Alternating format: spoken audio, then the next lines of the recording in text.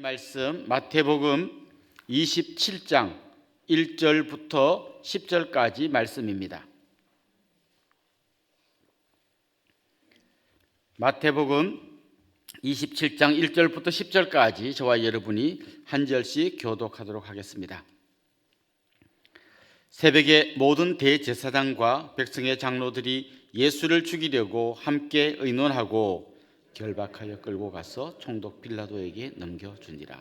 그때에 예수를 판 유다가 그의 정죄됨을 보고 스스로 뉘우쳐 그 은 30을 대제사장들과 장로들에게 도로 갖다 주며 이르되 내가 무지한 피를 팔고 죄를 범하였도다 하니 그들이 이르되 그것이 우리에게 무슨 상관이냐 내가 당하라 하거늘 유다가 은을 성소에 던져넣고 물러가서 스스로 목매어 죽은지라. 대제사장들이 그 은을 거두며 이르되 이것은 핏값이라 성전고에 넣어둠이 옳지 않다 하고 의논한 후 이것으로 토기장이의 밭을 사서 나그네의 묘지를 삼았으니 그러므로 오늘날까지 그 밭을 피밭이라 일컫느니라. 이에 선지자 예레미야를 통하여 하신 말씀이 이루어졌나니 일러서되 그들이 그 가격 매겨진 자 곧 이스라엘 자손 중에서 가격 매긴 자의 가격 곧 은 30을 가지고 토기장이의 밭값으로 주었으니 이는 주께서 내게 명하신 바와 같으니라 하였더라. 아멘. 사춘기가 되면 아이들이 자기 생각을 분명히 갖게 됩니다. 부모님이 볼 때 말도 안 되는 것 같은데 자기는 그게 맞다고, 그게 옳다고 생각하고 그 생각한 대로 행동하게 됩니다. 부모님 말이 귀에 들어올 리가 없고 선생님 말이 귀에 들어올 리가 없습니다. 그러다 나중에 이제 사춘기가 지나고 나면 그때 내가 왜 그랬는지 나도 잘 모르겠다, 뭐 이런 얘기를 하는 걸 아마 여러분 들어보셨을 겁니다. 오늘 본문에 보면 이 가룟 유다가 등장합니다. 가룟 유다가 예수님을 따라서 3년간 계속 다니면서 말씀을 듣고 그 말씀을 배웠지만 자기 생각이 하나도 바뀌지 않았습니다. 그는 자기 생각의 틀에 예수님을 끼워 맞추려고 계속 노력했던 사람입니다. 그러나 예수님이 가룟 유다의 생각의 틀에 맞아들지 않고 자기 생각하고 계속 다를 때 그는 결국 예수님을 팔아버리는 아주 끔찍한 범죄를 저지르게 됩니다. 아마도 가룟 유다는 예수님이 혁명을 일으키셔서 저 로마 사람들을 다 쫓아내고 이스라엘에게 독립을 가져다 줄 걸 기대했을 겁니다. 그리고 자기도 그 예수님과 함께 이스라엘의 독립을 쟁취하는 일에 앞장설 그런 꿈을 꾸고 있었습니다. 특별히 예수님이 예루살렘에 입성할 때 많은 사람들이 호산나 찬송하고 예수님을 맞아들였을 때 아마 그의 가슴이 뛰었을 겁니다. 이제 드디어 때가 왔다. 그런데 예수님은 지금까지 3년 동안도 계속 유다의 생각과는 다른 쪽으로 가셨습니다. 그리고 예루살렘 입성한 다음에도 전혀 다른 방식으로 지금 그 며칠을 보내고 계셨습니다. 유다는 아마 엄청나게 실망했을 겁니다. 그리고 예수님을 팔아버렸습니다. 많은 사람들이 질문을 던집니다. 왜 유다가 예수님을 팔았을까? 돈 때문이었을 수도 있다. 그는 은 30을 받고 예수님을 팔았습니다. 그리고 그 전에도 보면 그가 그 공동 자금으로 써둔 돈을 관리하던 회계로서 그 돈에 손을 댄 흔적이 좀 성경에 보입니다. 아마 돈 때문에 그랬을 수도 있겠다. 그런데 오늘 본문에 보면 그가 그 돈을 다 던져놓고 가는 거 보면 돈 때문만이라고 하기에는 좀 뭔가 석연치 않은 구석이 있습니다. 그럼 왜 그랬을까? 예수님이 자기 마음에 안 들면 그냥 가면 되지, 예수님을 떠나면 되지, 굳이 팔 것까지는 없지 않았을까? 이런 여러 가지 생각을 하면서 여러 추론들을 하는데 제가 좀 동의하고 싶은 어떤 추론이 있습니다. 이런 겁니다. 유다는 예수님께서 혁명을 일으켜 주기를 기대했습니다. 그런데 그렇게 하지 않고 계속 예수님은 다른 방식으로 행동합니다.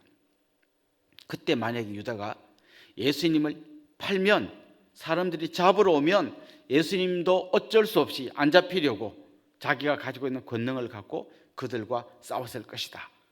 그걸 유도하기 위해서 예수님을 팔았다. 뭐 이렇게 추론하는 분도 있는데 저는 상당히 좀 일리가 있지 않겠나 그렇게 생각해 봅니다. 어쨌거나 가룟 유다는 예수님을 팔았습니다. 그런데 오늘 본문에 보면 그가 돌아와서 그 장로들과 대제사장들에게 자기가 무지한 자를 팔았다, 무지한 핏값을 받았다, 그리고 은 30을 돌려주려고 합니다. 그런데 안 받는 얘기가 오늘 본문에 나오죠. 이 이야기를 보면 최소한 예수님이 죄가 없다는 것을 가룟유다가 밝혀냅니다. 나는 무지한 사람의 피를 팔았다 이야기합니다. 그리고 또 한 가지, 거기 있는 대제사장과 장로들이 그 돈을 받지 않으려고 합니다. 받아서 성전 그 금고에 넣어두는 거, 그거 자기들은 동의하지 않습니다. 왜냐하면 지금 이 돈은 깨끗지 않은 돈이라고 그들이 생각합니다. 간접적으로 대제사장과 장로들도 예수님에게 십자가에 못 박을 만한 죄가 없다는 걸 그들도 잘 알고 있었다는 걸 오늘 성경이 보여줍니다. 뿐만 아니라 오늘 본문에 등장하는 빌라도도 나중에 보면 예수님이 죄가 없다는 걸 확실히 알았습니다. 어떻게 하면 예수님을 풀어줄까 그는 고민했습니다. 명절에 한 명 특사로 풀어주는데 예수님 풀어줄까 이렇게 했는데 백성들이 거부합니다. 자, 예수님에게 죄가 없다는 걸 가룟유다도 알았고 대제사장과 장로들도 알았고 빌라도도 알았습니다. 그런데 그들은 예수님을 결국 십자가에 넘겨주는 일에 마음을 모으게 됩니다. 빌라도는 비겁했습니다. 혹시라도 예수님 풀어줬다가 백성들이 밀란을 일으킬까 봐 두려워했습니다. 장로들은 예수님이 많은 백성들에게 사랑받는 걸 시기했습니다. 그리고 유다는 자기 뜻에 맞지 않는다고 예수님을 배신했습니다. 그런데 나중에 우리가 한번 종합해 보면 이들의 배후에 마귀가 있었다는 걸 알 수 있습니다. 마귀가 이들을 총지휘합니다. 이들 제자들을 배신하게 만들고 시기심이 일게 만들고, 그리고 나중에는 백성들이 그 무지한 목소리로 십자가에 못 박으라고 외치게 만들고 잘 지휘해서 일사불란하게 예수님을 십자가에 못 박아 버립니다. 그러나 그들이 모르는 것이 한 가지 있었습니다. 예수님은 원래 십자가에 못 박히기 위해서 오셨습니다. 그들이 그렇게 난리치지 않았어도 결국 예수님은 십자가에 못 박히셨을 겁니다. 그들은 자기들도 모르는 사이에 예수님이 하려고 한 일을 도와주고 있었습니다. 물론 그들의 그 동기가 너무나 잘못된 것이기 때문에 그들이 한 모든 죄에 대해서는 하나님이 기억하실 것입니다. 그러나 예수님은 오히려 마치 그 씨름 선수들이 상대방의 힘을 이용해서 되치기 하는 것처럼 그들이 예수님을 한 마음으로 몰아넣어서 십자가로 몰아넣을 때 예수님은 그 십자가 안으로 올라가십니다. 그리고 결국은 거기서 죽음을 끝장내시고 부활하심으로써 진짜 예수님이 오신 목적을 이루십니다. 오늘 본문에 보면 유다는 굉장히 깊이 후회하고 자책하고 있습니다. 자기 생각대로 돌아가지 않았습니다. 자기 스승이었던, 한때 자기가 정말 좋아하고 따랐던 그분을 자기가 팔고 죽음으로 내몰았다는 사실 앞에서 괴로워합니다. 자책하고 후회합니다. 오늘 본문에 보면 그가 그 은을 성소에 던지고 갔다고 되어 있는데요, 잘 읽어보면 은이라는 말이 복수로 되어 있습니다. 무슨 말인가 하면 그는 이렇게 한 주머니에 들어있는 은 30을 던진 게 아니라 30개의 은을 그냥 집어 던지고 나갔습니다. 그러니까 그의 마음이 지금 굉장히 많이 흥분되어 있다는 걸 알게 됩니다. 그리고 어떻게 됐습니까? 결국은 스스로 목매달아서 자살함으로써 그의 생을 끝내고 말았습니다. 그는 너무 멀리 갔습니다. 오늘 본문에 보면 그가 던진 이 은 30을 이 대제사장과 장로들이 이걸 성소의 금고에 넣을 수 없다고 하면서 그것으로 토기장이의 밭을 사서 거기에 나그네들의 묘지를 삼았다, 이런 표현이 나옵니다. 갑자기 토기장이가 왜 나오고 여기에 나그네가 왜 나오는지 오늘 본문을 기록한 마태는 예레미야의 예언이 성취되었다 이렇게 이야기합니다. 사실 여기는 예레미야의 예언은 한 구절 안에 다 들어있는 게 아니라 여러 구절 안에 있는 걸 이 마태가 모아서 이야기한 겁니다. 무슨 얘기인가 하면 예레미야서에 보면 토기장이의 이야기가 나옵니다.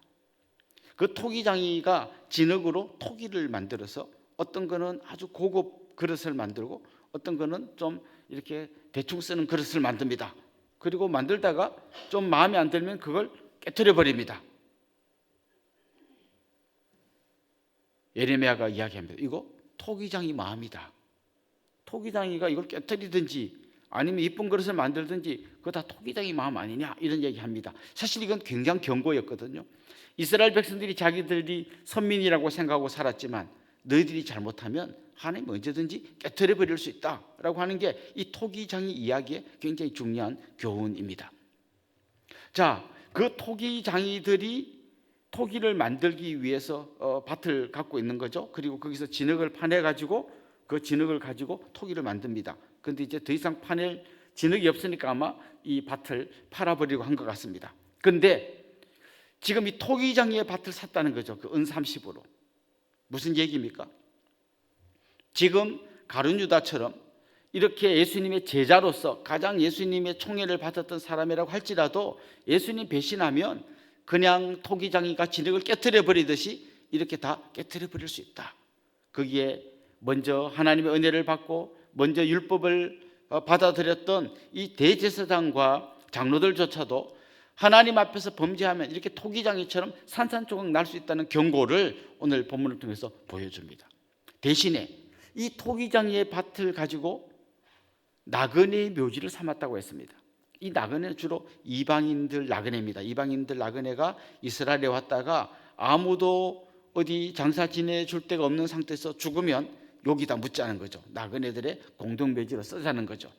결국 한번 보십시오. 예수님의 피값으로 산 밭입니다. 그곳에 자격 없는 이방인 나그네들이 거기서 안식을 얻습니다. 결국 오늘 이 피값으로 산 토기장의 밭 이야기는 한편으로는 산산조각 나서 깨트려질 그 범죄한 이스라엘 사람들 이야기하지만 또 한편으로는 예수님의 십자가의 보혈의 은혜로 자격 없지만 영원한 안식을 누리게 될 그 사람들의 이야기를 보여주기도 하는 것입니다. 사랑하는 성도 여러분, 우리 주님은 그런 분이십니다. 때로는 토기장이가 자격 없는 그릇을 산산조각 낼 수도 있게 하는 분이지만 때로는 자격 없는 사람을 위해서 자기의 생명을 바쳐주시는 그런 분이시기도 한 것이죠. 결국 오늘 이 가룟 유다의 이야기를 통해서 사람의 뜻은 결국은 다 깨지고 주님의 뜻이 성취된다는 걸 보여줍니다. 그 주님의 뜻에 순종하고 따라가는 사람은 주님이 예비하신 영원한 안식을 누리게 될 거지만 주님을 믿지 않고 끝까지 거부하는 사람들은 토기장이가 진을 깨트려 버린 것처럼 산산조각 나게 될 것입니다. 내 생각, 내 야망, 내 의지를 십자가 앞에 내려놓고 겸손하게 주님 앞에 엎드려 주님의 은혜를 구하는 그런 주님의 사람들이 될 수 있기를 주님의 이름으로 축원합니다. 기도하겠습니다. 하나님 아버지, 감사합니다. 자격 없는 우리가 하나님의 은혜로 이 자리에 있게 됨을 고백합니다. 주님, 내 생각과 내 뜻과 내 야망을 고집하다가 처참하게 깨트려졌던 가룟 유다와 수많은 사람들의 이야기를 들으면서 우리의 가슴에 잘 새기게 하여 주옵소서. 내 뜻과 내 생각, 내 야망은 십자가 앞에 내려놓고 주님의 뜻을 구하며 살아가는 믿음의 사람들 되게 하여 주옵소서. 감사하고 예수님의 이름으로 기도드리옵나이다. 아멘.